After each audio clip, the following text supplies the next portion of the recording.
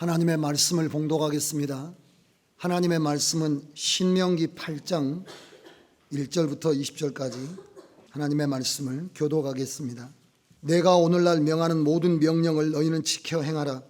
그리하면 너희가 살고 번성하고 여호와께서 너희 열조에게 맹세하신 땅에 들어가서 그것을 얻으리라.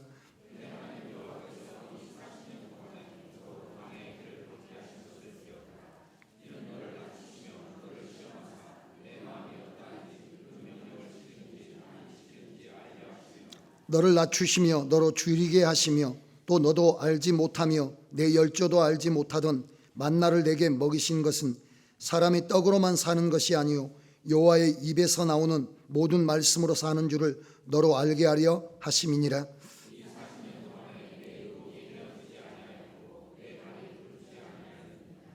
너는 사람이 그 아들을 징계함 같이 내 하나님 여호와께서 너를 징계하시는 줄 마음에 생각하고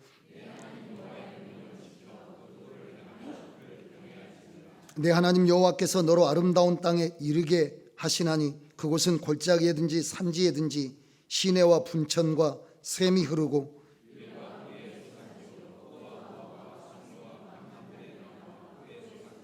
너의 먹는 식물에 결핍함이 없고 내게 아무 부족함이 없는 땅이며 그 땅의 돌은 철이요 산에서는 동을 캘 것이라.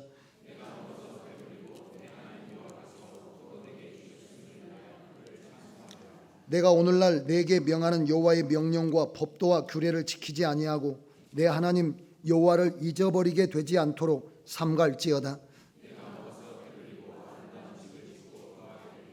또 내 우양이 번성하며 내 은금이 증식되며 내 소유가 다 풍부하게 될 때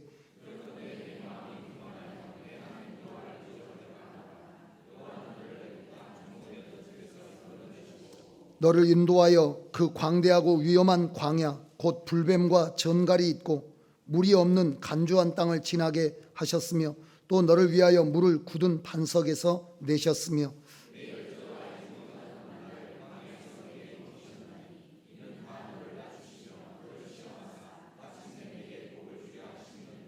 또 두렵건대 내가 마음에 이르기를 내 능과 내 손의 힘으로 내가 이 재물을 얻었다 할까 하노라.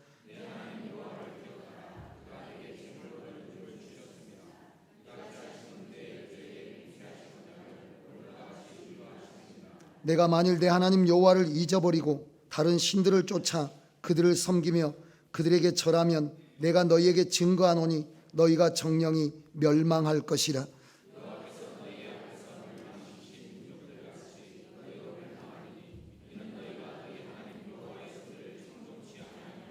아멘. 할렐루야. 저는 여러분과 봉독한 하나님의 말씀 신명기 8장을 중심으로 해서 하나님이 그러실 리가 없습니다. 하나님이 그러실 리가 없습니다 라는 제목으로 하나님의 말씀을 증가하려고 합니다. 여러분, 사람이 죽어서만 지옥을 경험하는 것은 아닙니다. 많은 사람과 민족들이 이 세상에서 지옥과 다를 바 없는 삶을 오늘도 살아가고 있고 수많은 사람들이 그런 삶을 살아왔습니다. 오늘 성경에 나오는 애굽 사람들 가운데 고통받았던 이스라엘 민족들의 삶, 그러니까 여기까지 신명기에 이르기 전에 이스라엘 민족들이 살아왔던 그 삶은 지옥 중에 지옥과 같은 삶이었습니다. 출애굽기 1장부터 시작된 하나님의 말씀을 보면 그 이스라엘 사람들이 사람 대접은 고사하고 노예로 살면서 숨 쉴 틈도 없이 매일매일 고역에 시달리게 되고 자식을 낳아도 기르지 못하는 그런 삶을 살았습니다. 이 이스라엘 사람들이 생각하기에 우리가 어디 간들 이보다 못하겠는가, 어디서 산들 이보다 더한 삶이 있을까라는 그런 생각이 들 정도로 지옥과 같은 삶을, 절망적인 삶을 살고 있었습니다. 그리고 그런다라고 해서 빠져나갈 수도, 어떻게 헤쳐나갈 수도 없는 것이 세계 최고의 군사력과 권력을 가지고 그 사람들이 의도적으로 그들을 노예로 삼고 멸족을 시키려고 작정했기 때문에 벗어날 도리도 없었습니다. 벗어나려고 하면 벗어나려고 할수록 더 고통이 더해지게 되고 괴로움이 더해지게 되고 더 많은 작업량이 주어지게 돼서 꼼짝달싹도 할 수 없는, 마치 덫에 걸려서 움직일 때마다 그 덫이 살 속에 파고들어서 앙상하게 뼈만 남아있는 그런 들짐승과 같이 신음하면서 살아가는 것이 이 이스라엘 사람들이 애굽에서 살던 그런 모습이었습니다. 절망 가운데 한숨이 그들의 삶이고 눈물이 그들의 밥이 되는 그런 인생을 그들이 살고 있었는데, 그런 가운데 하나님이 보내신 하나님의 사람 모세가 그들을 찾아갔습니다.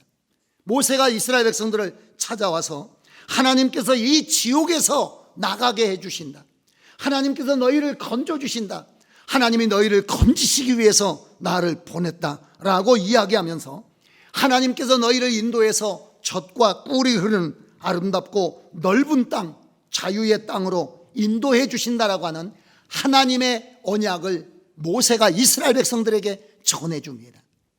믿을 수 없고 상상할 수 없고 기대할 수 없는 그런 일들을 하나님께서 이스라엘 백성들에게 해주신다는 이야기를 모세가 전해줍니다.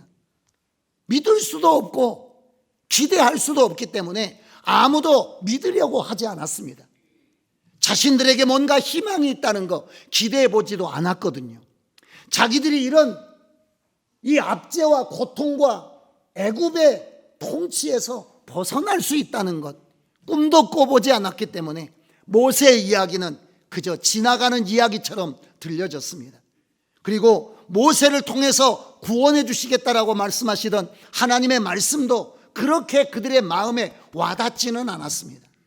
그러나 그들은 이제 점점 희망 없음에서 희망을 가지게 되고 절망 가운데서 다시 살 수 있겠다라고 하는 그런 의지가 꿈틀거리기 시작한 것은 모세를 통해서 하나님이 능력을 나타내기 시작하면서부터입니다. 하나님의 약속의 말씀은 그냥 공허한 공연불에 불과한 것이 아니라 인도해 주시겠다라고 하는 하나님의 약속이 가능하겠다, 할 수 있을 것 같은데, 될 것 같은데 라고 하는 기대감을 가질 수 있도록 하나님께서 역사를 시작하셨다는 거죠. 모세를 통해서 애굽과 대결을 벌치지 않습니까? 애굽과 대결을 펼쳐가는데 10가지의 재앙들이 점점 시간이 갈수록 애굽은 꼼짝을 못하게 됩니다.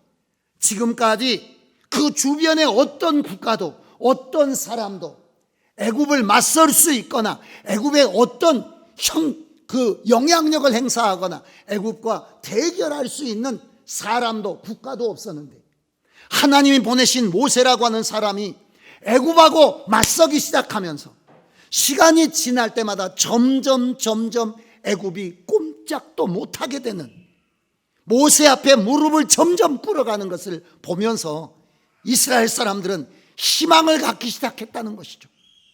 우리가 살 수도 있어, 우리에게 정말 젖과 꿀이 흐르는 아름답고 넓은 땅을 주신다는 하나님의 말씀이 이루어질 수도 있을 것 같아, 우리를 해방해 주신다는 하나님의 말씀이 약속이 될 수도 있을 것 같은데 라고 하는 기대와 희망이 이스라엘 사람들에게서 막 이렇게 피어나기 시작한 거죠.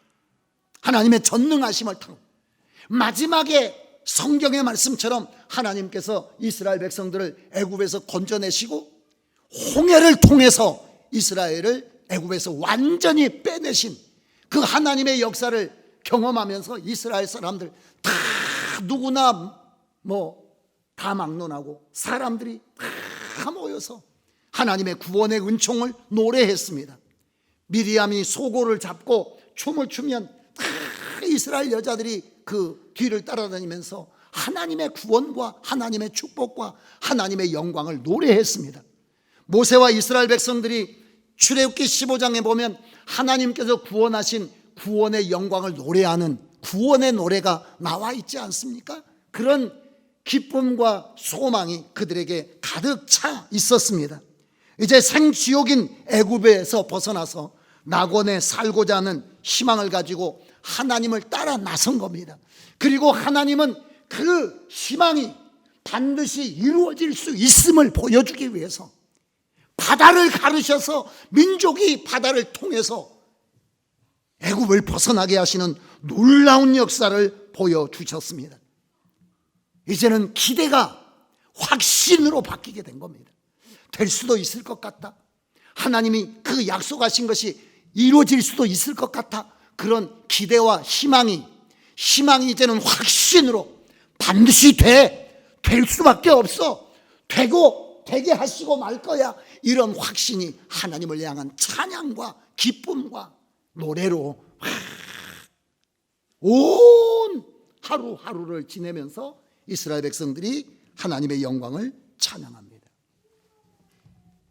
그러나 그런 기대는 얼마 지나지 않아서 극도의 배신감으로 바뀌게 됩니다. 여러분, 고생 끝 행복 시작인 줄 알았는데 애굽보다도 더 지독한 지옥이 기다리고 있었습니다. 그것은 바로 광야입니다. 오늘 본문 말씀 15절에 보시면 너를 인도하여 광대하고 위험한 광야, 사람이 들어가면 어디가 어딘지 모르고 헤매다가 죽는 곳이 광야예요.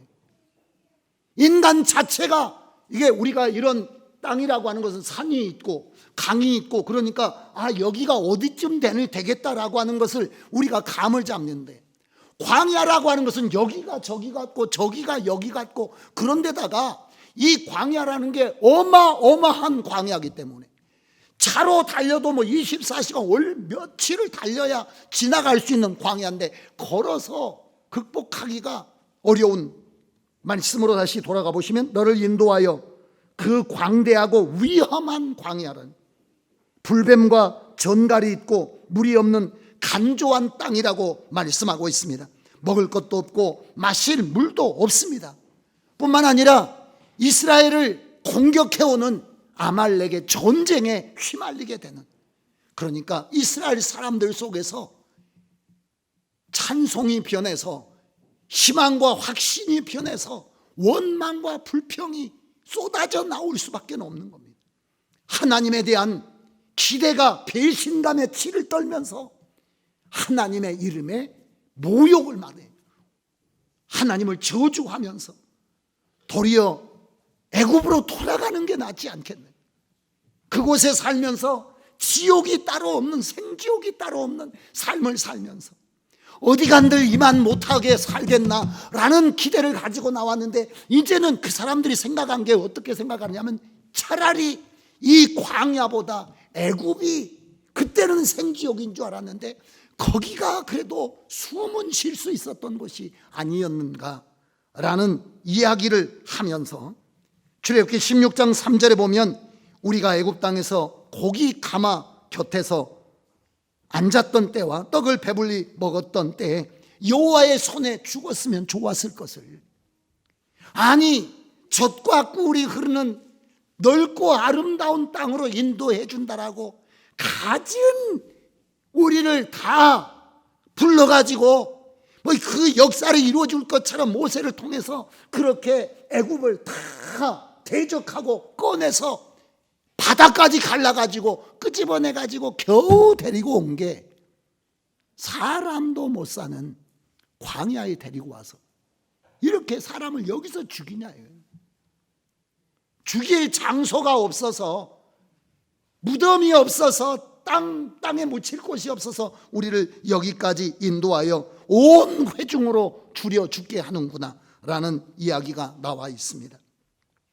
민수기 14장 3절 4절에 보면 어찌하여 여호와가 우리를 그 땅으로 인도하여 칼에 망하게 하려 하는고, 광야를 지날 뿐만 아니라 광야 지나서 그 광야에서 아주 생지옥을 경험하면서 마지막 가나안 땅에 희망을 가지고 있었는데, 가나안 땅 정탐하고 온 사람들이 말하기를 가나안 땅에는 이미 키가 장대 같은 사람들이 살고 그 성벽의 두께는 청량하기도 어렵고 우리는 그 사람들하고 비교해 보면 그 사람들이 우리를 볼 때는 메뚜기처럼 생각할 것이다라는 그 이야기에 그 사람들은 마지막 가지고 있던 희망의 끈도 다 놔버리게 되죠.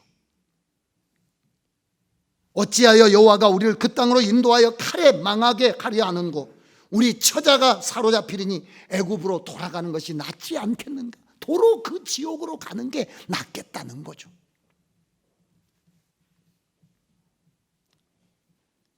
지금까지 경험한 하나님이 절대로 그러실 리가 없는데 이건 뭔가 잘못된 거죠.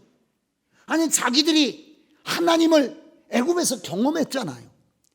10가지의 재앙을 거쳐가면서 하나님이 어떻게 이스라엘을 사랑하시고 애굽을 무릎을 꿇렸는지, 애굽의 국가적 권력 앞에서 가로막고 있는 거대한 자연의 바다 앞에서 하나님이 얼마나 이스라엘을 사랑하시고 이스라엘을 향한 하나님의 언약에 대해서 확실하게 그것을 이루어줄 수 있는 분인지 보이셨잖아요. 그러니까 지금 현재는 뭔가 잘못된 거예요. 광야에 들어와서 이렇게 목이 말라 죽어간다는 거예요.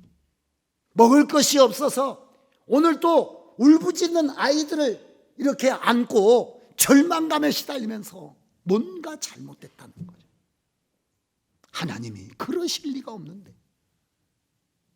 우리가 하나님을 잘못 믿은 것인가? 우리가 따라 나온 하나님이 잘못된 하나님인가? 라는 이스라엘 안에서 혼란이 일어나게 된 거죠. 그러니까 원래 그 자리로 차라리 돌아가는 게 낫겠다. 안 믿었던 대로 돌아가는 게 낫고 하나님 몰랐던 대로 돌아가는 게 낫고 차라리 그곳이 지옥이라도 그래도 그 지옥은 숨이라도 쉴 수 있는 지옥인데 여기는 하나님이 함께 하시는 곳인데 이곳은 견디기가 어려운 지옥이라. 차라리 하나님 대신 한 장관을 세우고 애굽으로 돌아가자 이렇게 이야기하는 거죠. 여러분, 새해가 시작됐는데 이 한 해 여러분의 삶에 복이 임하게 되시기를 주의 이름으로 축원합니다. 꽃길만 걷게 되시기를 주의 이름으로 축원합니다. 다 꽃길만 걸으셔야 돼요. 복만 받으셔야 돼요. 여러분, 여러분에게 저주는, 여러분에게 슬픔은, 여러분에게 눈물은, 여러분들에게는 가시는 없어지기를, 여러분들 앞에 꽃길만 있게 되기를, 하나님의 복만 누려 살아가게 되시기를 주의 이름으로 축원합니다. 그게 여러분들의 소원이잖아요. 여러분보다 그 소원을 더 간절하게 가지고 계시는 분이 누구시냐면 여러분들의 부모님들입니다. 부모들의 마음은 그러잖아요. 자식은 고생해도 아니죠. 죄송합니다. 자기는 고생해도 자식은 정말 고생하지 않게 하고 싶은 거잖아요. 자식만은 꽃길을 걸었으면 하는 것이 부모들의 다 마음이란 말이에요. 그래서 여기에 앉아 계신 여러분들보다도 여러분들을 염려하시는 분이 계신다면 여러분의 부모님들. 저도 어제 명절이 가까워서 형제들이 다 모여가지고 병원에 계신 어머님을 뵙고 왔는데 이제 점점 지각이 많이 없어지셨습니다. 사람들 잘 못 알아보시는데 그래도 뭔가 이 느낌이 있어가지고 쳐다보시고 따뜻하게 바라보시는, 사랑으로 바라보시는,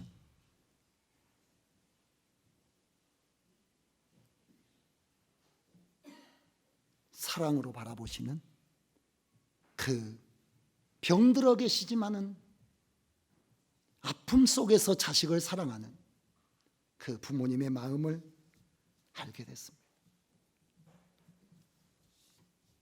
돌아오면서 마음이 많이 아팠는데 죽을 때까지 못 잊는 것이 자식 아니겠습니까?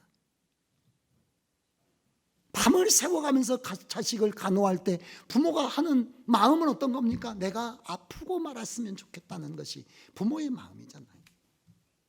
하나님은 여러분 이 세상의 부모의 심정 중에서 악한 부모라도 마태복음 7장 11절에 보면 너희가 악한 자라도 자식에게 좋은 것으로 줄 줄 알거든. 하물며 하늘에 계신 아버지께서 이렇게 예수님께서 하나님에 대해서 설명해 주셨잖아요. 그렇다면 뭔가 잘못된 거 아닙니까?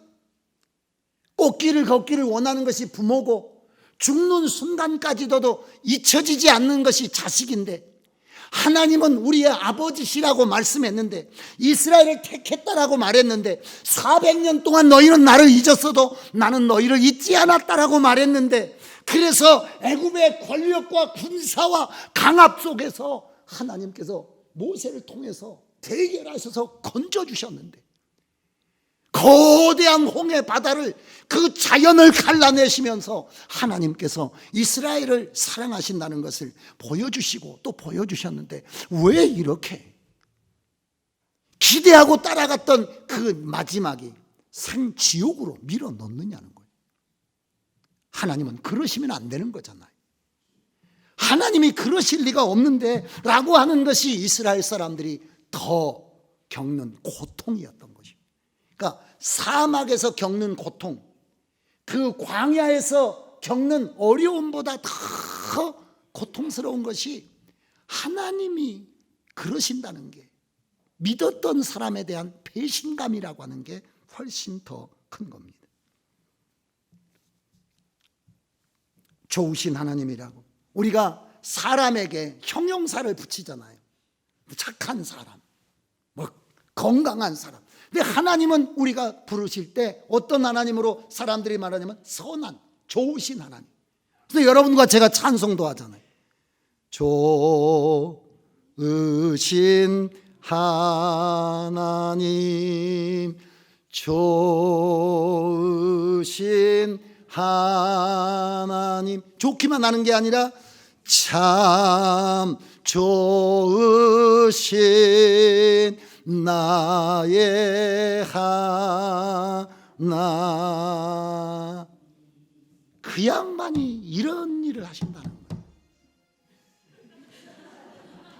거예요. 이 양반이 이렇게 하시면 안 되잖아요. 이런 사람이 사람을 배신해도 속이 상하는데, 하나님이 사람을 배신한다는 게 있을 수 없는 일인데 이렇게 하시느냐는 거예요. 왜 이렇게 하시느냐는 거예요. 왜 그러냐는 거예요. 빨리 어떻게 정리를 좀 못하고 왜 이런 식으로 하시느냐. 왜? 끝날 줄 알았는데 광야가 끝나지 않고 계속해서.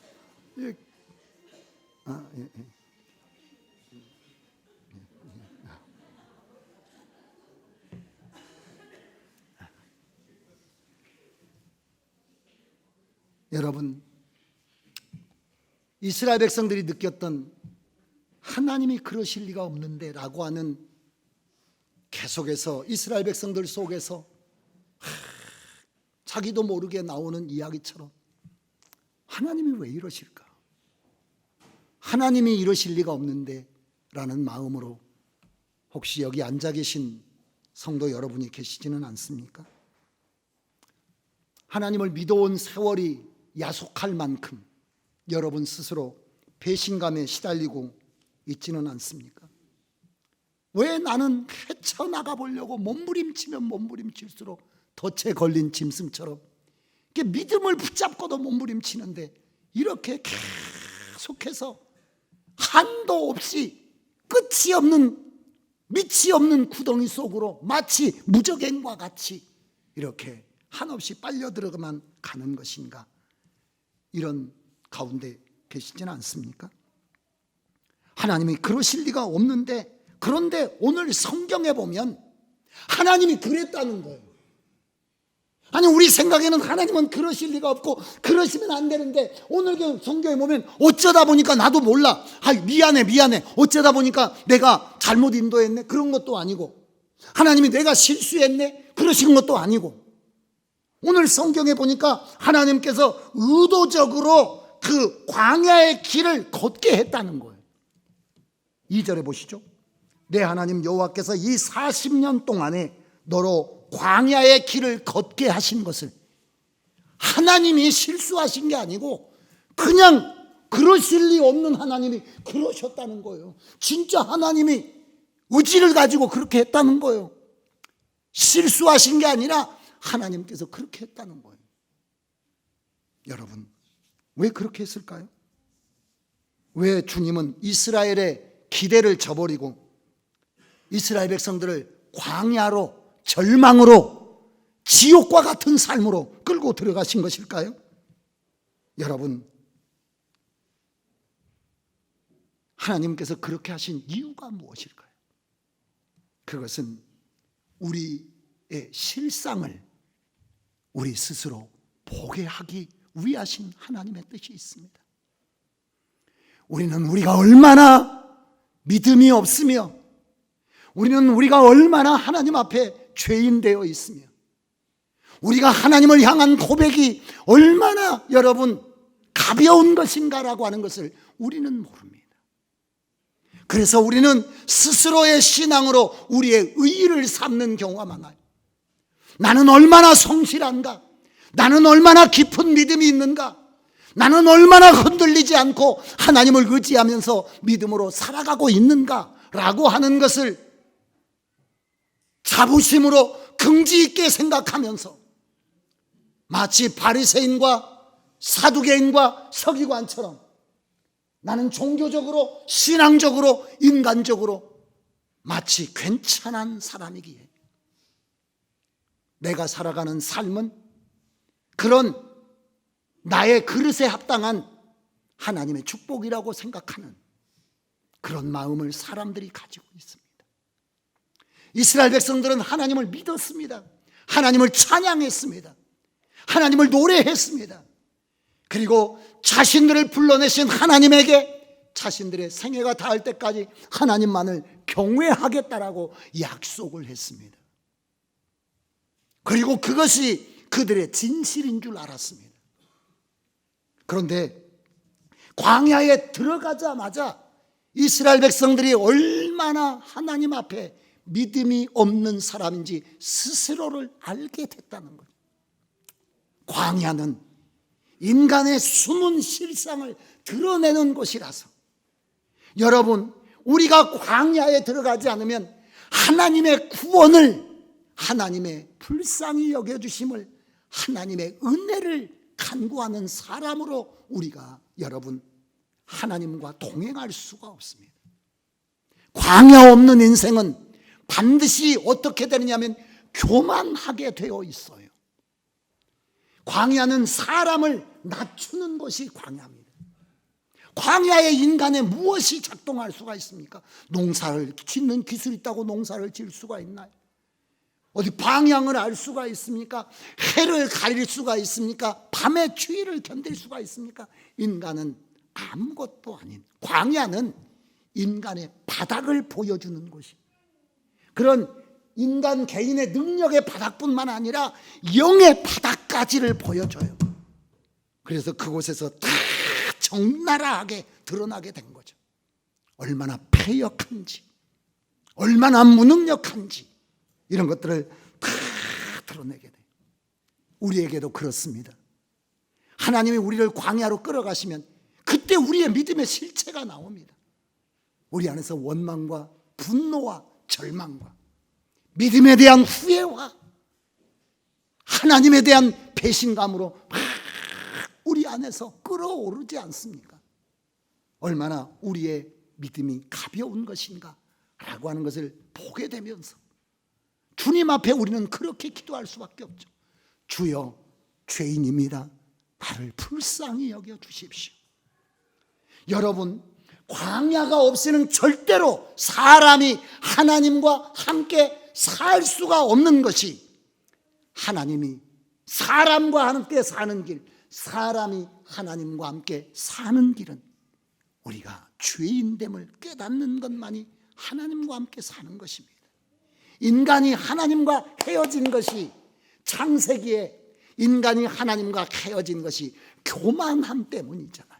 스스로 하나님이 되어 나의 지식이 하나님과 견줄 수 있는 지식이며 나의 능력이 하나님과 견줄 수 있는 능력이라 생각한 겁니다. 마치 지금 우리 이 시대의 사람들처럼 과학기술로, 생명기술로, 인간의 지식으로, 모든 이성으로 충분히 하나님 대신 우리가 스스로 하나님이 되어 살아갈 수 있다라고 생각하는 우리와 하나님은 함께 살 수가 없는 거죠. 하나님에게로 돌아갈 수 있는 길은 무엇입니까? 하나님과 함께 살 수 있는 길은, 이스라엘은 지금 하나님과 함께 살기 위하여 부름받은 사람이거든요.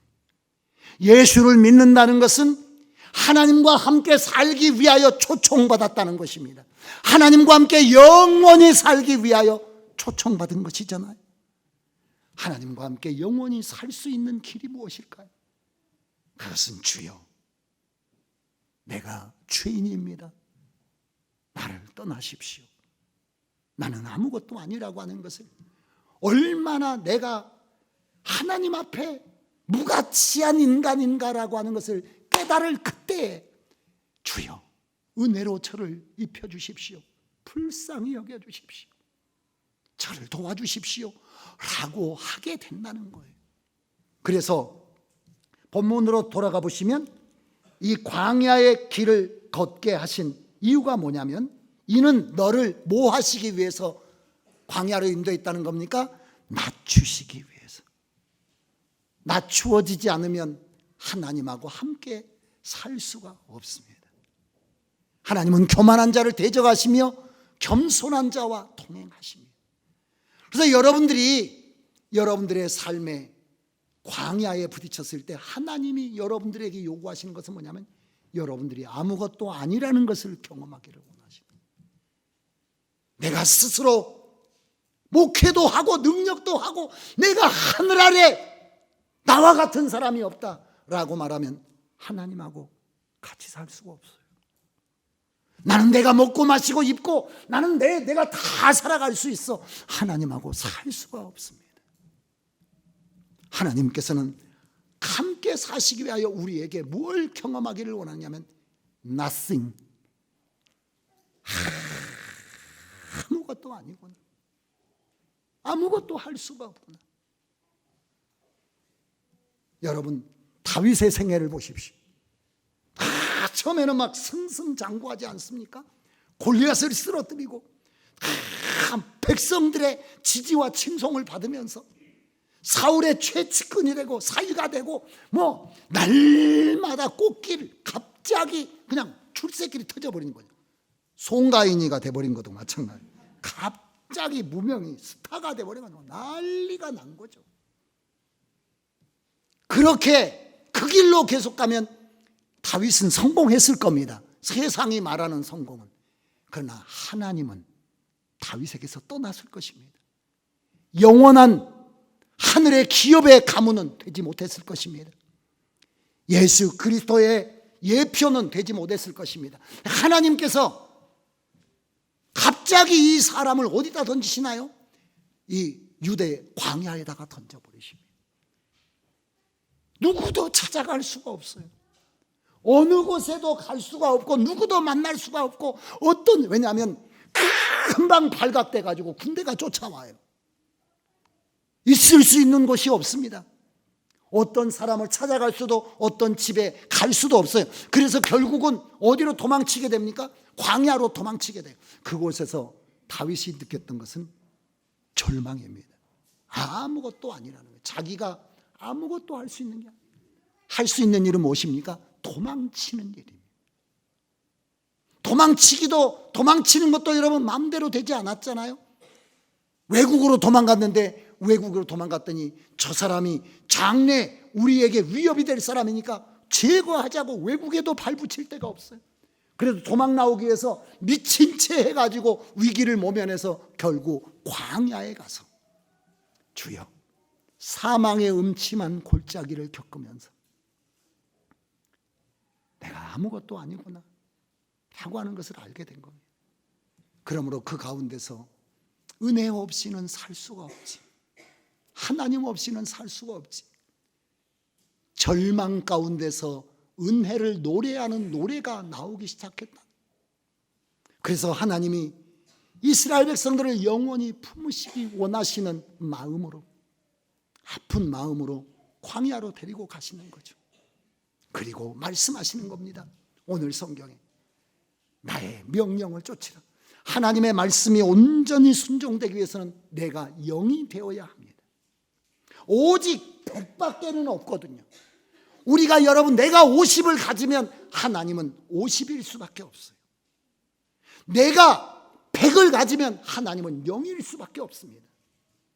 하나님의 모든 말씀이 100이라면 내가 0이어야만이 하나님의 말씀이 내 안에 순종되며 그 말씀이 내게 영혼육을 살리는 생명이 될 수 있기에 하나님은 진정으로 내게 생명의 복을 주시기 위하여 나를 낮추시기 위해서 광야를 경험하게 하십니다.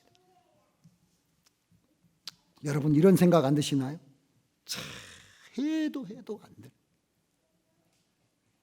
여러분의 가정이, 여러분의 혹시 사업이, 여러분의 목회가, 목장이, 저의 목회가 별 방법을 동원하고 몸부림을 쳐도 아무것도 할 수 없는 그런 무기력한, 무능력한 상태가 됐다라고 한다면 그것은 여러분 자신에게 절망함으로만 끝나는 게 아니라 여러분 스스로를 바라보면서 하나님, 저는 아무것도 아닙니다. 하나님의 은혜가 필요합니다. 하나님의 도우심이 필요합니다. 라고 고백하기를 주님께서는 원하세요. 그것이 광야로 인도해 가시던 하나님의 마음이었음을 오늘 성경이 이야기해 주고 있습니다. 여러분들을 고생하게 하시는 것이 본심이 아니라고 에레미야 애가는 말하고 있습니다. 인생으로 고생하며 고통하고 여러분 절망하고 여러분들이 아픔을 겪는 것이 하나님의 본심이 아니라는 거예요. 하나님이 그렇고 싶은 마음이 아니라는 거예요. 하나님은 여러분들을 복되게 하시기를 원하시는 분이시라서 그렇게 하기 위해서 광야로 인도하셨다라고 말씀하고 계십니다. 성도 여러분, 왜 주님은 이 이스라엘 백성들, 이스라엘의 기대를 저버리고 광야로 인도하신 것일까요? 그것은 가장 중요한 것입니다. 사람이 광야로 인도하신 하나님의 가장 큰 이유는 하나님으로 사는 법을 배우도록 하기 위해서입니다. 첫 번째는 우리가 얼마나 무력한 인간인가라고 하는 것을 깨닫게 하기 위한 것이고, 광야는 하나님으로 사는 법을 배우게 하기 위해서 우리를 광야로 인도하십니다. 무슨 말씀이냐면, 우리가 여러분 이 땅을 살면서 지난 한 해 뭘로 살았습니까? 은혜로 살았어요. 다시 한번 물어볼게요. 지난 한 해 지금까지 지내온 것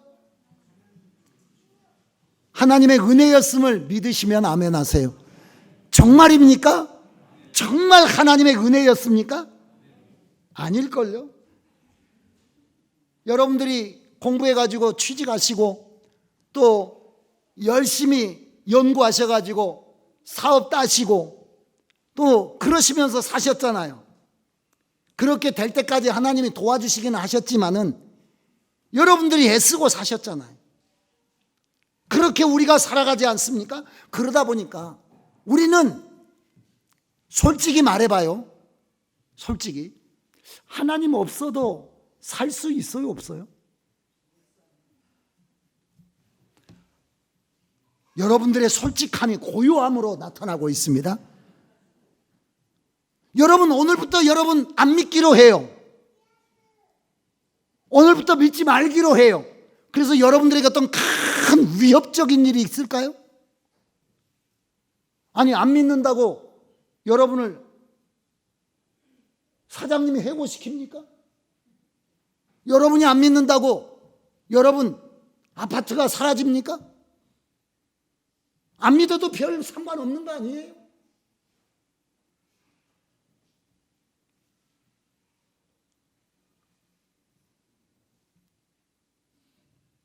뭔 일이 있습니까? 안 믿는다고 별일 없는데 그냥 안 믿어도 하나님 없어도 우리가 살 수 있는 거예요.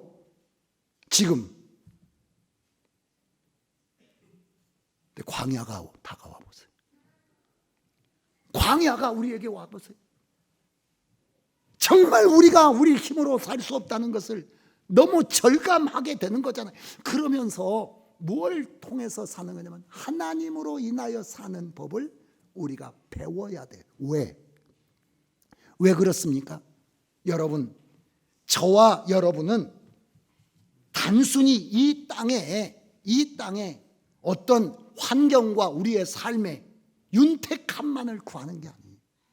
여러분과 저의 가장 소중한 것은 뭐냐면 하나님과 우리가 영원히 하나님과 함께 마음을 나누면서 하나님은 우리 안에, 우리는 하나님 안에 서로가 없이는 살 수 없는 영원한 생명관계가 되는 것이 하나님께서 우리를 택하신 가장 중요한 이유입니다. 하나님이 여러분을 택하신 것은 여러분 없이 하나님이 살 수 없고 하나님이 여러분 없이는 살 수 없는, 너와 내가 영원히 운명지어져 살기를 원하시는 하나님의 초청이 있습니다. 그래서 하나님과 여러분은 결혼한 사람인 줄로 믿습니다. 그러려면 여러분들이 무엇을 경험해야 되냐면 하나님 없이는 못 사는 것을, 그리고 하나님으로 인하여 살 수밖에 없는 것을 경험하는 것이 광야입니다. 주님이 이스라엘을 광야로 인도하셨을 때 이스라엘은 자신의 힘으로 사는 게 아니라 하나님의 은혜로 산다라고 하는 것을 아까 말씀처럼 경험하게 돼. 자기가 무능력해지면서 하나님의 도우심을 입어서 살면서 하나님 없이는 살 수 없는 것을 고백하게 되고 하나님과의 관계가 점점 깊어지게 됐습니다. 여러분, 오늘 성경 말씀으로 돌아가 보시면 3절에 만나를 먹이신 것, 너를 낮추시며 너로 줄이게 하시며 또 너도 알지 못하며 내 열조도 알지 못하던 만나를 내게 먹이신 것은 사람이 뭘로만 사는 것이 아닙니까? 떡으로만 사는 게 아니라, 이 말을 조금 쉽게 설명하면 너희의 능력과 힘으로만 사라지는 것이 아니라 너희가 영원히 너희가 영광 중에 복되게 살기 위해서는 반드시 너희의 힘으로만 사는 게 아니라 누구로 사는 걸 배워야 된다는 겁니까? 하나님으로 인하여 사는 것을 배워야 한다라고 주님께서 말씀하십니다. 사람이 떡으로만 사는 것이 아닌 하나님 없이는 나는 살 수가 정말 없습니다 라고 고백하는 것이 있어야 여러분과 제가 살 수 있다라고 주님께서는 말씀하시는 겁니다. 여러분들이 광야에서 그런 역사를 경험해 가게 되시기를 주의 이름으로 축원합니다. 여러분, 가나안 땅이라고 하는 하나님의 약속의 땅 사이에 거대한 이 시나이 반도, 시내 광야가 자리 잡고 있었습니다.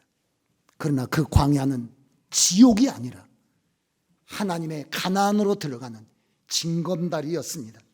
여러분, 하나님께서 여러분들에게 주신 지금 광야가, 왜 나는 이런 일을 겪어야 해? 왜 하나님은, 내가 하나님 믿고 열심히 하나님 사랑하며 살아가는데 나는 이게 사람의 힘으로도 할 수 없는 절망적인 가운데 왜 우리가 처해 있나? 하나님이 그러실 리가 없는데 이건 뭔가 잘못된 거야. 하나님이 안 계시든지 하나님이 뭔가 잘못 처리했든지 이렇게 생각하면서 왜 내가 잘 믿는 내가 이런 병을 겪어야 해? 왜 내가 하나님만 사랑했는데 우리 가정에 왜 이런 일이 있어야 해? 내가 누구보다도 더 열심히 순수한 마음으로 하나님을 따랐는데 하나님, 내가 왜 이런 상황을 겪어야 돼? 라고 여러분들이 생각하신다면 하나님께서 여러분들로 하여금 영을 만드시기 위하여 나는 아무것도 아니구나, 하나님 없이는 살 수 없구나 라고 하는 것을 여러분들에게 깨닫게 하기 위하여, 여러분 스스로 이런 일 저런 일 하나님 없이 잘 헤쳐나오시고 계신데 광야를 겪으신 것은 정말 하나님이 없이는 살 수 없는 것이구나 라고 하는 것을 깨닫게 하시려고, 그리고 마침내 하나님이 여러분과 결혼하셨기에 하나님은 여러분 안에, 여러분은 하나님 안에 있게 하기 위해서 주님께서 여러분들을 광야에 두셨다라고 하는 것은, 그럴 리가 없는 것이 아니라 그럴 수밖에 없는 하나님이심을 여러분들께서 이해하게 되시기를 주의 이름으로 축원합니다. 그러나 성도 여러분, 절망하지는 마십시오. 왜냐하면 광야가 이스라엘 백성들의 역사의 끝이 아니라 애굽, 광야, 가나안으로 이어졌다는 것을 여러분들이 기억하십시오. 그래서 광야에 살면서 첫 번째는 자기가 아무것도 아니라는 것, 정말 하나님의 도우심을 체험해서 하나님과 함께 사는 훈련을 한다는 것, 그 다음에 마지막에 광야에 우리가 기억해야 할 것은 광야 너머에 있는 하나님의 가나안에 대한 소망입니다. 한 가지 이야기를 여러분들에게 말씀드리고 말씀을 마칠게요. 홀로코스트라고 하는 나치의 유대인 포로 수용소가 있어요. 그곳에는 가스 수용실에서 하루에도 수천 명씩, 수만 명씩 죽음으로 사라지게 됐습니다. 죽음으로 사라지기 전에 많은 사람들이 절망 가운데서 고통을 받게 되죠. 그 가운데 빅터 프랭크라고 하는 사람이 있었는데, 그 사람은 쪼개진 거울로 다 면도를 하면서 매일매일 면도를 했대요. 쪼개진 거울 조각을 가지고. 다른 사람들은 오늘 가스실에 끌려갈지, 내일 가스실에 끌려갈지, 언제 죽을지 모르니까 무슨 희망이 있겠어요? 그러니까 그냥 아무렇게나 사는데, 이 사람은 어디서 깨진 그 유리 조각을 주워가지고 날마다 수염을 깎았다는 거예요. 그 수염을 깎고 이렇게 단정하게 있으니까 그 사람이 생생해 보였는지 하여튼 일찍 죽지 않고 그 사람이 그 가운데 살아남게 됐어요. 자기는 이렇게 면도를 하면서 그 깨진 거울 조각 사이로 자기의 생기 있는 모습을 바라보면서 희망을 갖게 됐다는 거예요. 비록 깨진 조각이지만 그 가운데서 이 수염을 다 깎으면서 생생한 얼굴을 보면서 이 절망적인 상황 가운데서 희망을 보면서 살았다는 거예요. 그리고 그 사람이 결국은 그 홀로코스트를 벗어나서 유명한 학자가 돼가지고 자기의 그 포럼 수용소의 경험의 이야기를 썼는데, 그 이야기 중에 보면 이런 이야기가 있습니다. 1944년 성탄절이 지나고 그 지난 후에 2주간 만에 유태인들이 굉장히 많이 죽었대요. 그 이유는 뭐냐면 사람들이 기대가 있잖아요. 막연한, 이번에 성탄절에는 무슨 좋은 일이 있을지도 몰라, 이런 기대를 가지고 있었는데 성탄절이 그냥 지나간 거예요. 아무 일 없이. 그러니까 사람들의 마음에 절망감이 더 깊이 들어오면서 많은 사람들이 그냥 시름시름 죽게 됐다는 겁니다. 희망이 없으면, 기대가 없으면 우리의 삶이 급격히 무너지는데, 안타까운 것은 어떤 건가요? 그 44년 12월이 지나고 항복했잖아요. 몇 개월 뒤에 항복해서 해방이 됐었는데, 여러분들이 절망하시고 또 어려운 일들을 겪어가시면서 낙심하지 않게 되시기를 주의 이름으로 축원합니다.